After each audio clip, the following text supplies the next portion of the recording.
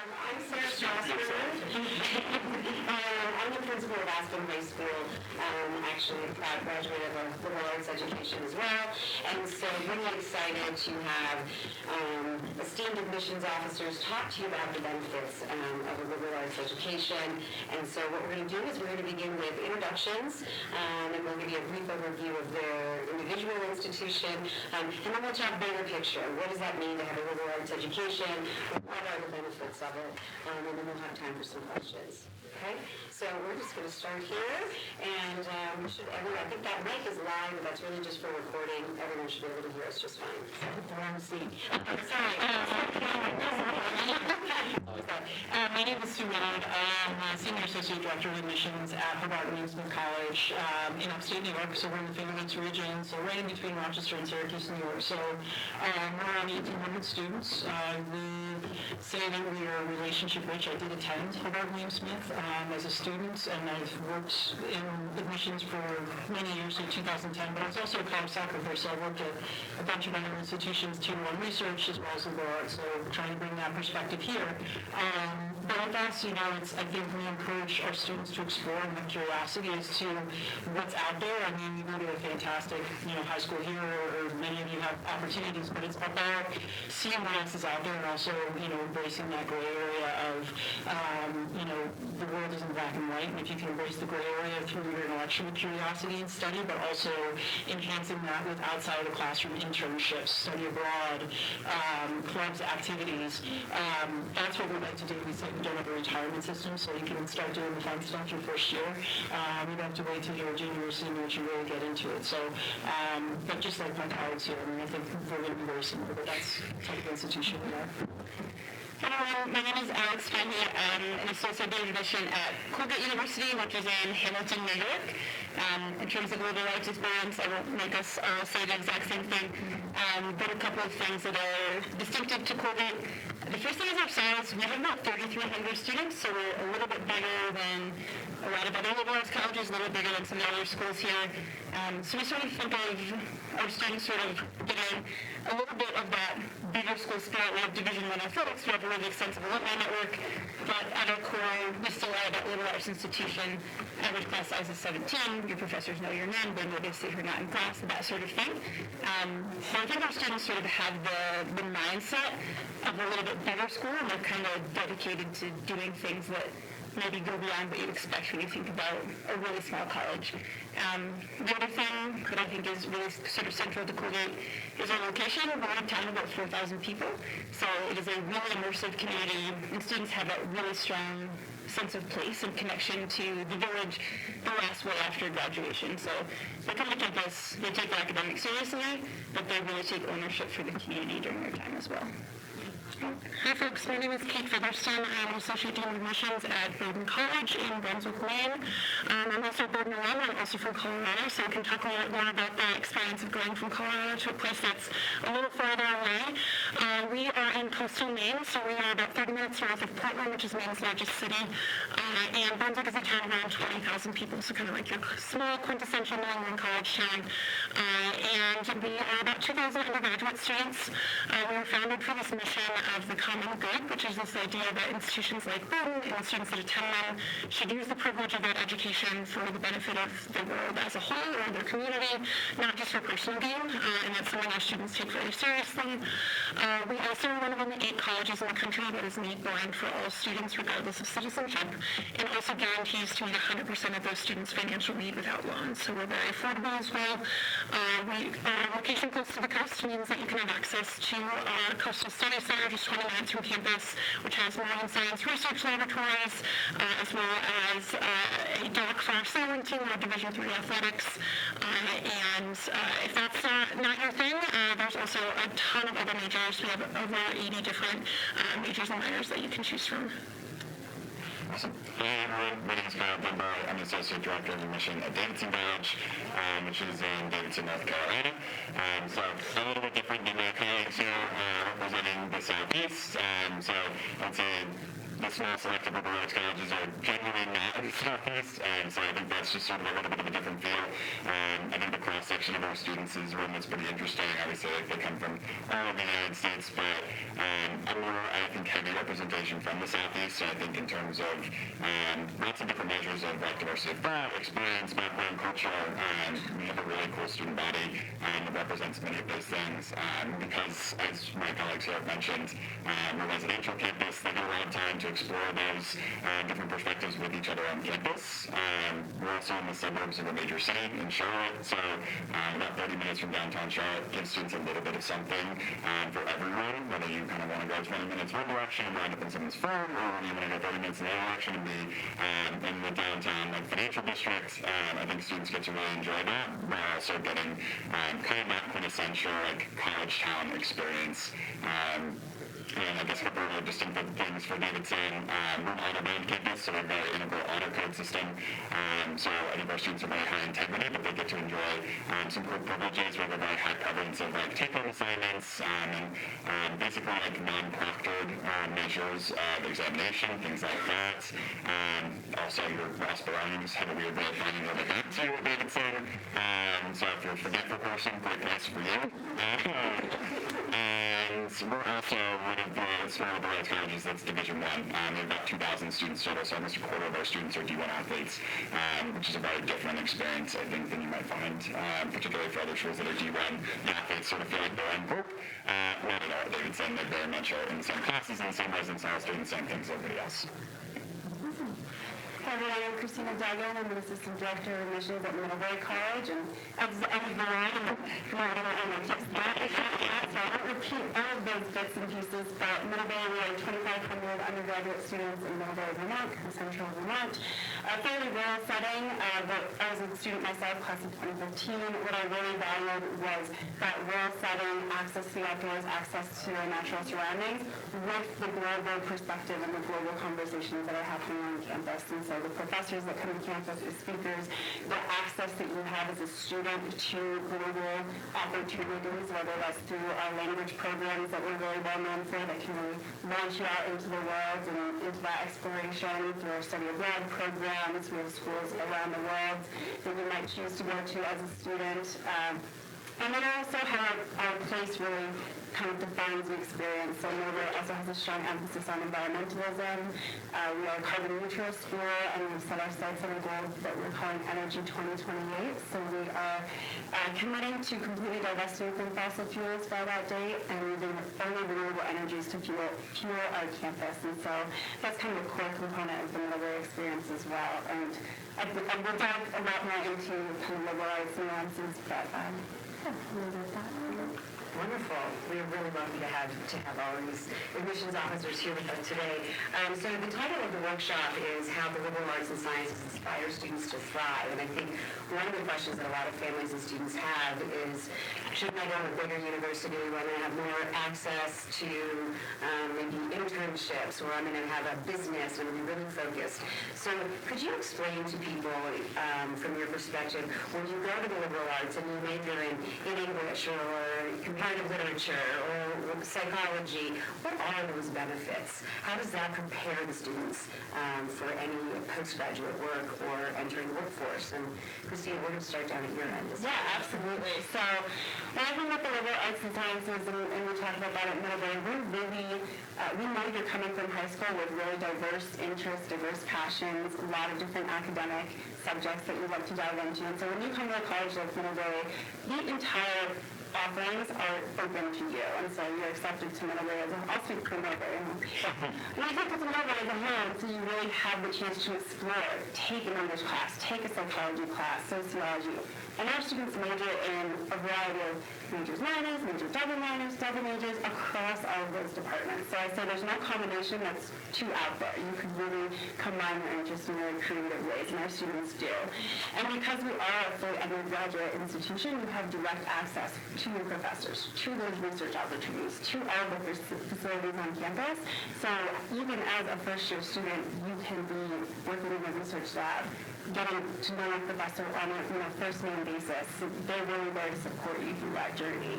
And so the liberal arts and sciences, we say we're preparing you for entire industries and careers that might not even exist on this day. By the time you are graduating 4, 5, 6 years, we're giving you that broad foundation so that you can go tackle those opportunities, tackle those new challenges, and be able to think creatively and critically as you step into those new roles. Two things that come to mind. Firstly, for me, the lines are shorter. I hate lines, so I think the opportunity to be really meaningfully involved very quickly, to have the individualized attention, to not feel like you're having to queue up and enter lotteries to have opportunities is something that I think all liberal arts colleges kind of share in. We are small, individualized places. I think every one of us has mentioned immersive as sort of a key nature to our colleges or universities. So I think that's a big thing to me. The other thing I would say is we're primarily teaching colleges. Almost all liberal arts colleges were undergraduate-focused institutions. So the opportunities that our student body have are primarily designed for students that don't know how to be college students. They are learning as they go, and they get access to professors. They get research experiences that while research institutions have lots of research, they also have to cater to master's and PhD students, which we simply don't have. And so I think the entire focus of our colleges is on students and knowing that they probably don't have all the answers, they're going to have a lot of questions, and the ease of having those questions answered is just that much greater because, our entire attention is on kind of one cohort with one focus, and that's a bachelor's degree. So those are a couple things for me. We'll probably all kind of repeat a lot of things, but I think small class sizes are the hallmark of liberal arts education. So being in a class that's probably on the size, even a bit smaller for average class sizes, it means that your professor knows who you are. They know your name starting the first week of class, which is something that can really help you not get lost or not fall through the cracks. My favorite example is my own example, which is my first year at Bowdoin. I got my first quote-unquote bad grade I've ever gotten.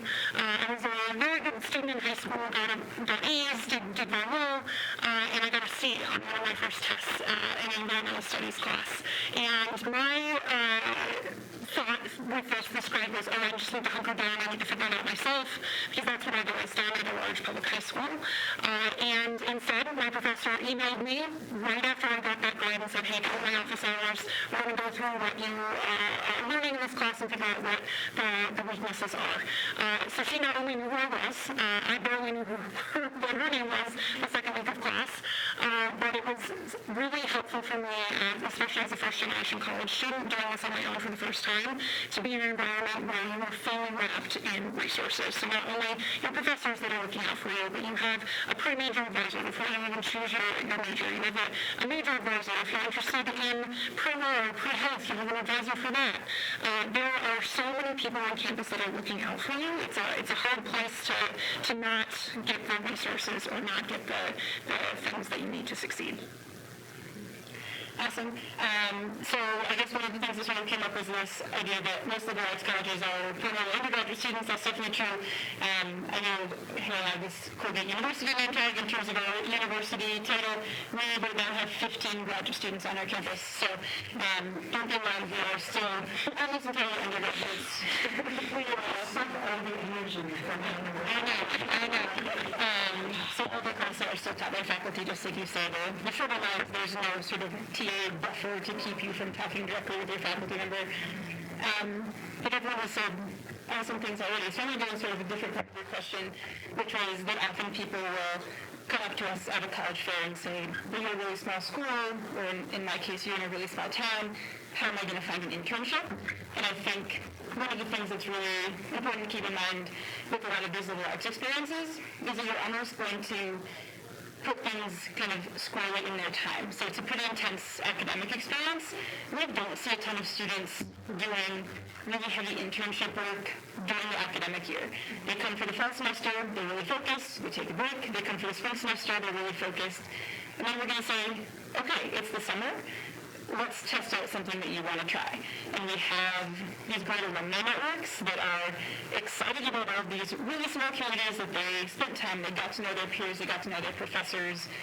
And then you can call them and say, hey, I'm really interested in this. Is this something I could test out for the summer with you? So for parents, this can be nice if you're really worried that your college student is going to come home and eat all your food for the entire summer, because maybe they're going to be somewhere else and they're going to be testing something. Maybe it's awesome, and then they know that's right for them. Maybe it's awful, but then they have time to sort of take their deep breath, go back for the fall semester, go back for the spring semester, try something else out the next year. So there really is a lot of focus, a lot of those shorter lines, individual attention on the career prep side. It's just maybe not during the academic year the way it might be structured at other schools. Yeah, and here's the thing. 16, 17, 18, 19, 20, 21, 22-year-olds, they are just figuring it out, okay? I think one of the biggest pressures high school students get is, what are you majoring in college? And when they get to college, what are you going to do for a job? What do you want to do? Do you want to be a doctor? Do you want to be an engineer? And you just want to say, please, just let me figure myself out. Okay, so I think I'm going to go in a little different direction. I agree with absolutely everything my colleagues have said here, but I think the beauty of a liberal arts education is that it teaches you unbelievable transferable skills, okay? As I think you said, that we're preparing you for the jobs that are around now and giving you the opportunities to explore those jobs by learning, by doing, okay? But we're also preparing you to create the jobs of the future, to pivot when you all of a sudden say, you know what, this isn't for me anymore. And by developing those transferable skills, by not thinking linearly in terms of what you're studying, like study architecture and then do a dance. I have a student that studied psychology and dance, and she's going to prep now for movement therapy. It's taking these passions that you have and investing in, how you want to impact the world and how you want to impact people and what you care about, but then through cross-curricular, interdisciplinary study of I'm an English student, but I'm also studying politics and this and that. Well, that's great because you are studying the politics and you're going to be one of your own best experts there, but you're also studying writing, so you can articulate that in a way that maybe people that are just studying politics aren't able to do in the same way, okay? So it's teaching you to create those transferable skills of problem solving, critical thinking, curiosity, and communication. With communication, you're like, oh, it's writing. No, it's learning how to present in front of groups. It's learning how to write analytical writing. It's learning how to write technical writing. If you're going to do something in journals or STEM fields, it's learning how to do writing for business. It's learning how to do creative writing. So a liberal arts education, the beauty of it is it allows you to explore, but it's exploring with a purpose. I think liberal arts has gotten a bad rap of oh, you're going to be a philosophy major, so what are you going to do with that? Philosophy majors score the highest on the LSAT exam, because it's how you formulate an argument and peel back the onion, so to speak. So I think all of the schools here and so many liberal arts schools, it's look for a school that is going to help build those transferable skills. It's going to help you figure out, who you want to be as a person and what you want to invest your time in, and surround yourself with a variety of different people that are studying different things and from different backgrounds. Okay, but also learn by doing, but develop those skills, because the world is changing. We just had a speaker, but the world is changing at such a rapid pace. So it's understanding the global environment, but also taking that time to discover yourself purposefully in the journey that is college, so you develop those skills to become just a more interesting, well-rounded human being, but somebody that has the ability to have an impact in so many areas of the professional world. So that was very insightful for everybody. Dan Porterfield is the CEO of the Aspen Institute, and he just spoke this morning. He really talks about how we need to be looking at students in terms of you can go anywhere and be successful, right? Any college or university. But there's that idea of ownership and empowering students. So talk about, and you've alluded to this, but talk about then why would a liberal arts education be even better for empowering a student to take ownership of their learning, take ownership of their path and direction and journey? And let's maybe start, Kyle, we'll start with you. Will you sing it up? I think I say this to our students, none of our students are really empowered to do what they like to do.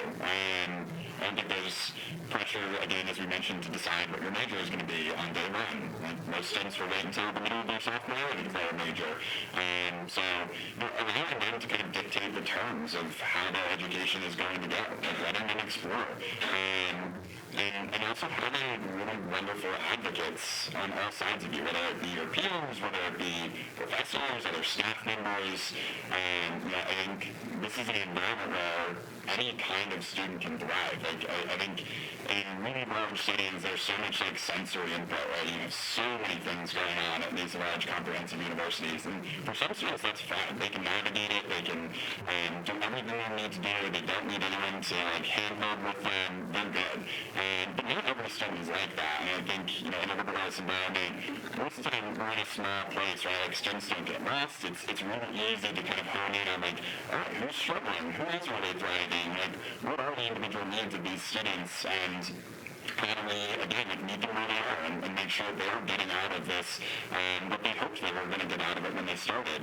And I think that's why you see like such strong retention rates in our colleges, really high graduation rates, placement rates in jobs and careers and graduate programs. We're cultivating students, as has been mentioned, that like have really robust skill sets. They already come to us exceedingly talented, and really just trying to tap into that and help them to understand like how do I use my talent to give direction. So I think this is just a massive process of empowerment. It takes years. We're not expecting that this is just going to happen overnight.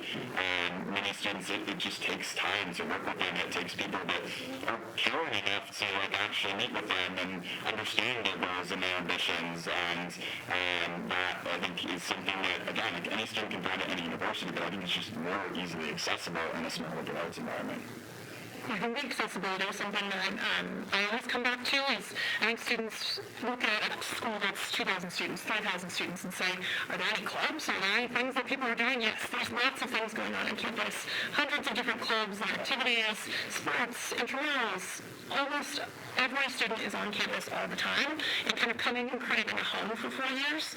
And something that I really love about our students and about my own experience as well is that most of those opportunities are pretty open access. So if you want to try something for the first time, if you want to try dance, try theater. Maybe you didn't have the opportunity to do that in high school because that had to be kind of your whole identity if you wanted to do that because it took so much time. You can dabble in things. And I think that that's really something that's empowering for a lot of students, that they can try something that their high school didn't offer, for example. So I majored in anthropology. Not all high schools offer that. A lot of what our curriculums offer is also just things that are not accessible for folks at the high school level. So this is an opportunity for you to take a class in an area that interests you because you have flexibility in your curriculum to do that. You're not in a defined curriculum pathway for the most part in liberal arts colleges. So you have a lot of room to choose, a lot of room to dabble in different things. And most of those opportunities are open access, so you don't need to be a dance major in order to be on the dance team, for example. You can try something for the first time and find new passions that way as well.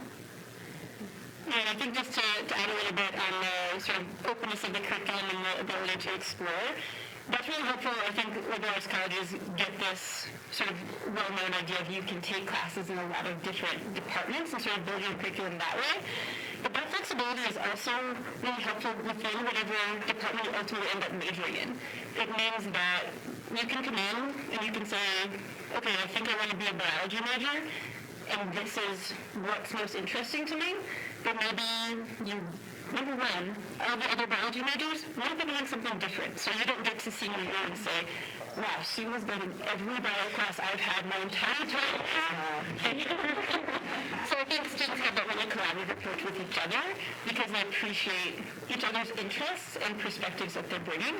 But you might get to your third semester, take a class with the professor and you're like, wow, I really like this professor, I like that material. Their next class is a little weird for me, but I think I'm going to go there and not feel like everything is sort of block by block the way it might be in a more rigid curriculum.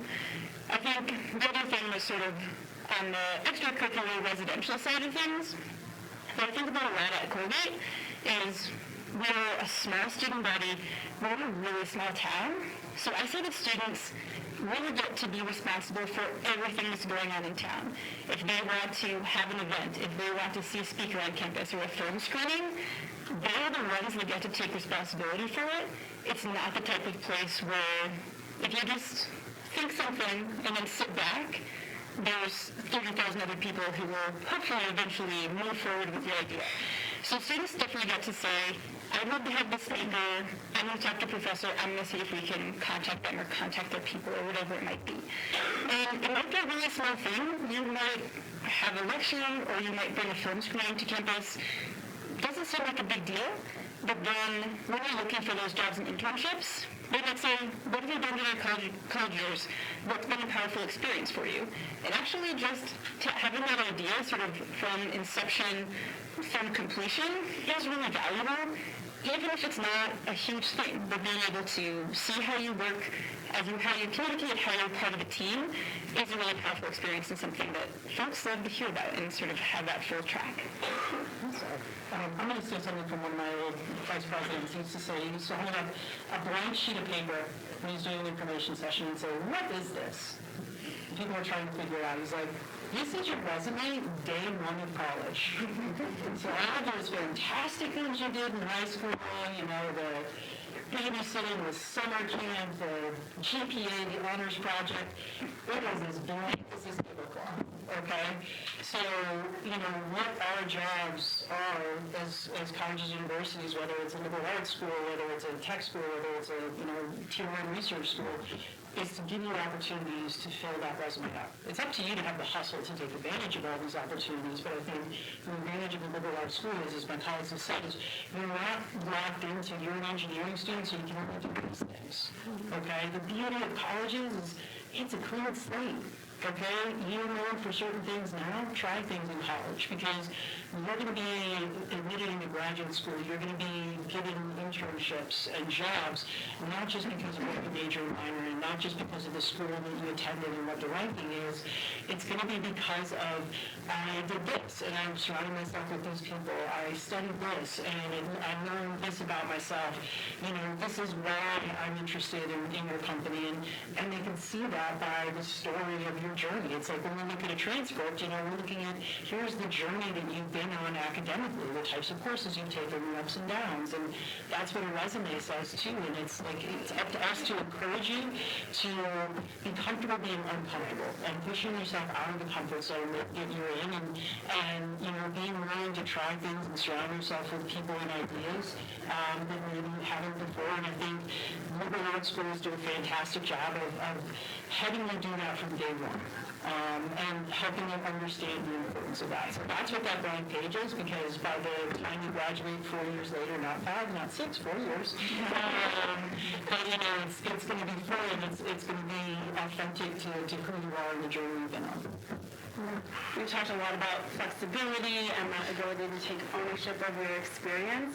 And a lot of, these small liberal arts and sciences schools, you're not a number. Your voice is heard on campus, like we mentioned. Your professors are going to know you. Staff around campus are going to know you. Your peers are going to know you. So when you have an idea that you want to initiate, you have that network of support to make it happen. Whether it's, in the club or extracurricular you want to start, go to the activities board with your proposal. You're likely talking to peers that want to do it with you, and you're likely have an idea of an advisor that might, help support that. Or maybe you get to campus, a lot of our schools, I think, you get to campus and you're looking at the majors and the minors, and you're like, none of those are quite right. Like, a lot of times there's a conversation to be had. Here's where I want to make the argument for designing this curriculum to meet my needs. At minimum, we certainly have, an independent major. You kind of design your own course if that's where you come up with your idea. And those professors, like I said, professors, peers that want to listen to these ideas and help you make them possible. And so, you're really known and your voice matters on these campuses. And so I think that's a huge benefit of kind of the small communities that we're describing. We have about 15 minutes left, so I think we've gotten a great overview of this idea of access, that idea of individuality, that you're going to be known, you're not just a number. So I wanted to know what questions that you might have. I think the idea of, you're in charge of the hustle, you've got the blank sheet. I love the idea of short lines. These are really great benefits because you're not a member, you're into the lecture hall, and you really can create your own path and choose out those courses. So what questions might you have for our panelists. We'll start here. I have a question. Thanks so much for coming out. So I love what you're talking about the blank sheet and fill it in and the opportunity to dabble in these smaller schools. You can be on dance without being on the dance team. How does that translate into the high school application process? Are you looking for students that are equally fulfilling that in their high school journey? Do you want the kid that committed to tennis in 8th grade and has been focused solely on that? Because there seems to be sort of a dialogue of like commit to things, or do you want the kid that dabbled and can tell you why they tried a bunch of different things in sort of broad terms, I guess? The professional term or phrase we use is it depends. So if you're going to go play tennis at Stanford, then yes, you're probably going to be very focused on tennis for your 4 years of college. I think, we all meet students where we're like, wow, this student has done a lot of different things the last couple of years of high school. And that a lot of times will show, okay, they're just trying to figure themselves out. And that's not bad, but they're putting themselves out there and they're trying it, okay? I was a college athlete. I was a college soccer coach for 11 years. I'm actually a little harder on athletes, and I see all the work that we do with athletics, but, so I understand, but, the amount of energy and time it takes to be a competitive athlete, but at the same time, look at the people that are involved in theater and how long it takes for them to do that. So I think, if you have something that is obviously extraordinarily important to you outside the classroom, like a sport or a theater or dance or whatever it may be, maybe there's one or two other things in addition to that. And you can talk about that through an interview. You can talk about that through your letters of recommendation, through your college essay. So it depends. We just want, I think, students in general that have curiosity, that have potential. And that is displayed in a lot of different ways because we're trying to say, we're not trying to fill a class, we're trying to build a community, and you need all different types of people. And that's why it does depend. I guess I would add to that. The general advice I give to students is whatever feels right to you. I think that's sort of my general essay advice when people say well, what am I supposed to write my essay about? I say when we sit down to read your essay, it's usually pretty clear was this something you were excited to share, or was this something that you felt like you were supposed to write about? So if you're someone who is really heavily invested in one or two things and then gets to junior year, or the brother will say, tells you need to join all these clubs, and you just sort of toss things around and just to fill up that section on the Common App, maybe that's not quite as impressive as someone who is doing genuine exploration of things. So if you're someone who's heavily invested in a couple things, that's fine. Let us know why that's important to you, sort of how you see that leading into your college life. If you're someone who genuinely is so excited to have your name on every sort of list in your high school, that's okay too, but make sure that seems authentic and not just a maneuver for your applications. Anything else to add to that? I'll just add, there's no right or wrong answers. We're just trying to get to know you as a student, you as a person, and how you filled your time. Not how you filled your time for us, how you filled your time for you. Yeah, my last comment would be just there's no prototype that applies to our institutions, right? We don't have this set of check boxes that we're looking to fill as we are reading applications. I think the simple exercise for me, like my work at Davidson and my colleagues, we're just trying to understand if we get excited about you and we understand, not just that you're a qualified applicant, but a qualified applicant that is the right fit for our institution, right? There's so many measures of this that go into college applications and components that are not your transcripts. And I'm imagining that many people in this room we're going to see your transcript like that. Okay, yeah, no question you can do the work. When that comes down to what are you talking about in your essays? What are the things that you're interested in? Is Davidson or Wilbur or any of our other institutions a place that you really would thrive in outside the classroom? Because that is the approach, right? We're very holistic. It's not just going to and from class and making good grades and moving on. It's immersing yourself in the broader community. So it's important to us, what is your background? What do you like to do? How do you spend your time with friends? What can we reasonably expect you might do on campus that is going to enrich our communities? It's going to bring perspective to the students that are around you. Those kinds of things are quicker. And so we're reading your essays, we're reading your letters of recommendation, and really doing all those extracurricular activities that you spend time doing. And it's all about being motivated. You can be very lopsided. You can do all sorts of things. And every student's a little bit different. All right. Another question, Katie? Some things that don't go on like your college applications are like, say, I really like to write creative stories. How do I show that, like, that I've followed this passion throughout the years? Because it doesn't take up a good portion of my time. It's when I have time to do it. We know you're creative writer, advocate, essays for sure. Some schools offer writing supplements that you can have, so like creative writing supplements or art supplements. That could be a way to showcase that interest. You can also list that as an extracurricular. I always encourage students to think beyond kind of the brick and mortar high school extracurriculars. A part-time job is just as impactful for us as a leadership position in school. Work at home, so maybe you take care of an elderly parent or a sibling. That's also something that's helpful to list too. One of your extracurricular lists is just what do you do outside of class? And that could be lots of different things. So that could include some time doing creative projects like that.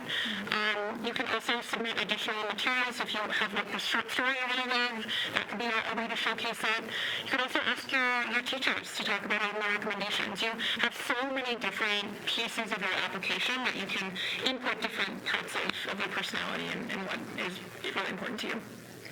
There's also the additional information section in your application. My advice would be like, don't just plunk something in there with no context, but if you wanted to say like, I'm really passionate about creative writing, here's a short sample or something like that, that sort of lets us know what we're looking at, which can be really helpful. Right. So I came late, maybe you already did this, but my other viewpoint is that you're talking about the commonalities in all the liberal arts schools, but also going and visiting so many of them. Each of them have a really unique flavor, unique culture, and like types of people that end up in those. And I was kind of just curious if you each like have a little phrase for what that is at your school, because there are a good variety of liberal arts schools that are there. If you already did that one. All right, what makes you your uniqueness? What's your flavor? That's right. I think the model to build global languages, and then environmentalism are kind of key flavors, but really all walks in this. So you don't have to be into one of those. Those are just pillars, yeah. So I mentioned at the beginning Davidson has an honor code. An honor code is very meaningful at Davidson. I think one of the things that kind of was born out of that is we tend to be particularly among like very selective colleges. Not every college is like highly competitive. I think we are really looking for students that buy into like very essentially the ideas of collaboration and students that are really meaningfully have the mindset like a rising tide lifts all ships. So like I think distinctly supportive students are things that we look for. So like in the application process, we look for a lot of like qualities, characteristics, like non-cognitive abilities that sort of indicate like this is just a good citizen of the world. I think probably a lot of our colleges fall into this category, but we put a very heavy premium on that. And it's probably why we spend so much time reading applications and sort of digging between the lines and things like that. We also have a peer recommendation, which is an odd thing for a lot of colleges, because that also gives us some like kind of key input from not like teachers and administrators and folks that like kind of see with students when they're at their performative best. Your friends tend to get all of you, and so that also gives us some really good insight into like what do you just like when you're being yourself, and if you're not your best self around your friends, who are you going to be your best self around, if not them? So for Burton, I think three big things are connection to the state of Maine, the common good, and affordability are kind of our three big pillars. So the state of Maine, we grew up with the state of Maine. We were a college before Maine was a state, and we're really close to the coast. So being in those coastal communities is a big part of who we are. And the common good is where we were founded. So that's the idea that institutions like Bowdoin should give back to the communities around them, and our students tend to be people who take that to heart and really want to do good in the world. That doesn't mean that every Bowdoin student goes into public policy and goes into nonprofit work. There are folks in business, like the CEO of Netflix went to Bowdoin. We can thank him for the Netflix binge. But they are also thinking about ways that we can change the world in the business world or in healthcare. and our students really care about the world around them, and I think that that's something that starts kind of day one.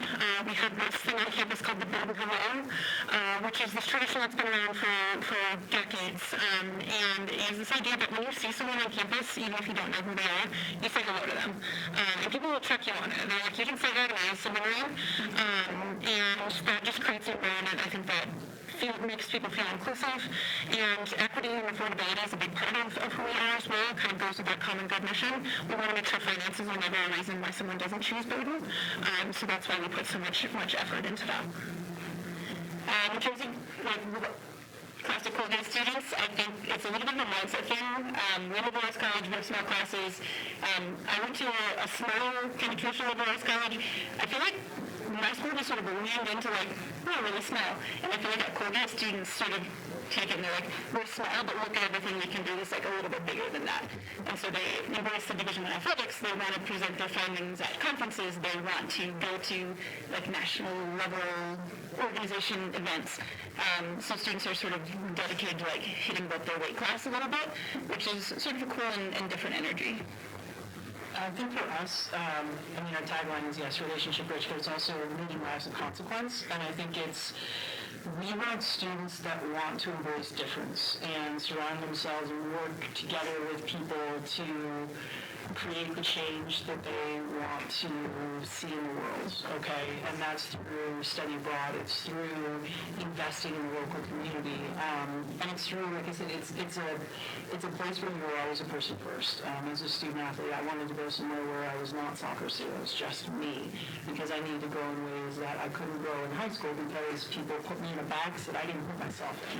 And I think that we're a place where we want you to go in a box that you create for yourself. And I love that I work with, juniors and seniors in high school, and I stay on Crazy Aunt Sue, so I stay in touch with a bunch of my students through the college experience, and then I always volunteer to line up half of the graduates for a procession for graduation. Yes, it's like herding, kittens, but it's so cool, calling out their names and remembering, what they said during the interview, or their letters of recommendation, or what they wrote their essay about. Literally, my favorite college essay, she has a side hustle now, talking to people about how to write a college essay, and her first line was, "It happened when I was practically naked."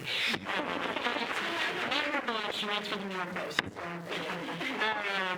But, it's one of those things where I think that we're a place where when I'm reading applications, I want to see potential.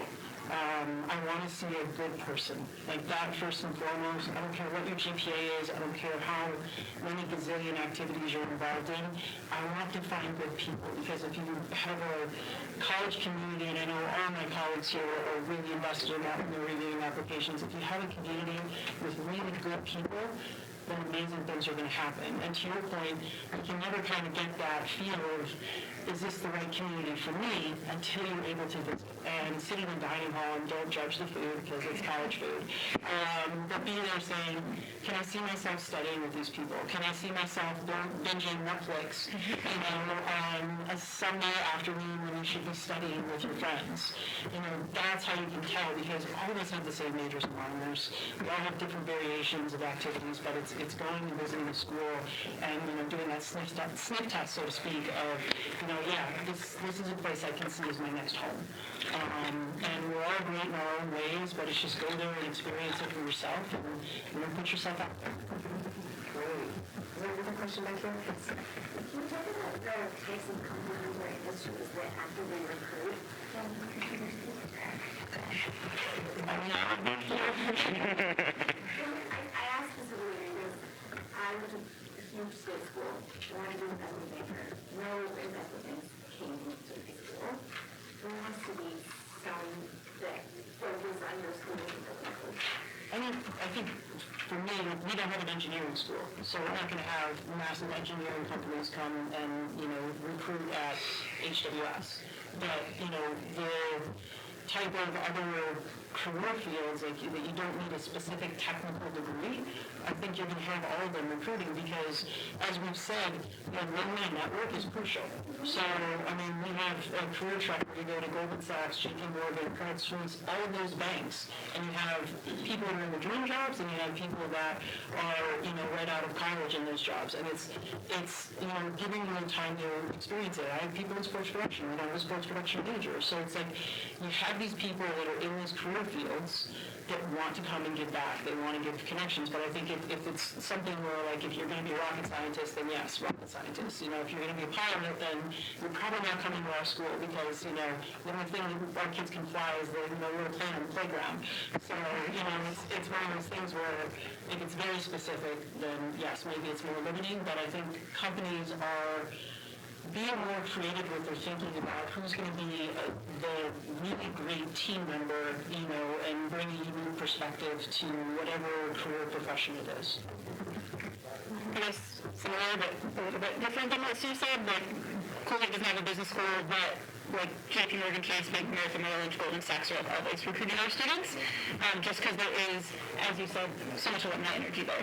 And so there are people that went to Colgate and they said, okay, I wasn't a business major, but look, I'm here, I'm doing it, I love it.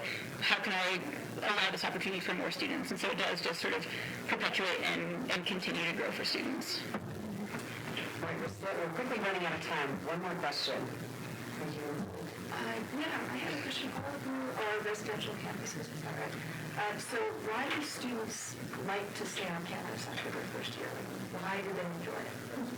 That's a great question. I think the access to the dining hall, access to your friends, the housing stock tends to be pretty nice too. And I think sometimes when you think of college, you think of, oh, I'm going to be in a one-room double with someone that I don't know. And that may be true for some years, but most of the time you're living with your friends when you're in college. We guarantee housing in 4 years. I think it's pretty common for a lot of small schools like us. About 95% of students stay on campus in 4 years. And you can stay in apartment style, you can stay in dorms, and access to your professors, access to your classes is just a little bit easier. And because you just want to be on campus, there's so many things happening on campus. I think that's a really big part of it too.